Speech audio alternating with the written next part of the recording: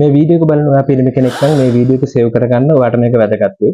ඒ වගේම මේක බලන්න ඔයා කාන්තාවක් නම් ඔයාත් මේක සේව් කරගන්න. මොකද ඔයාගේ පවුලේ කෙනෙක්ටත් මේ වගේ තත්ත්වයක් ඇති වෙන්න පුළුවන්. ඉතින් අද අපි කතා කරන්නේ පිරිමි පුද්ගලයන්ට ඇති වෙන benign prostate hyperplasia නැත්නම් BPH ලෙස හඳුන්වන අපේ පුරස්ති ග්‍රන්ථි ඉදිමීමේ රෝගී තත්ත්වය ගැන.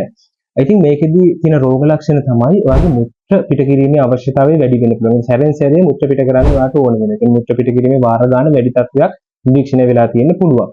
නමුත් මේ මුත්‍ර පිට කරන්න ගියාට පස්සේ ප්‍රමාණවත් තරම් මුත්‍ර පිට නොවීමක් නිරීක්ෂණය වෙන්න පුළුවන්. ඒ කියන්නේ සමහරවිට මුත්‍ර පිට කළත් මුත්‍ර ඉතුරු වෙලා තියෙන ගතියක් ඔයාලා නිරීක්ෂණය වෙන්න පුළුවන්.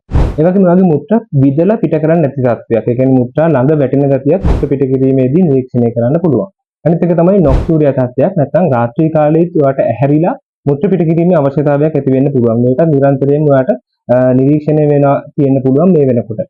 ඉතින් මේකෙදි සාමාන්‍යයෙන් සිද්ධ වෙන්නේ මේ වගේ තත්ත්වයන් නිරීක්ෂණය වෙනවා නම් මේ ඔයාගේ පුරස්ති ග්‍රන්ථිය ආශ්‍රිතව මේ පුරස්ති ග්‍රන්ථිය ඉදිමීමකට ලක් වෙලා ඔයාගේ මුත්‍ර වාහිනිය අවහිර වීමක් සිද්ධ වීමක් නිසා තමයි මේක ගොඩක් වෙලාවට සිද්ධ වෙන්නේ.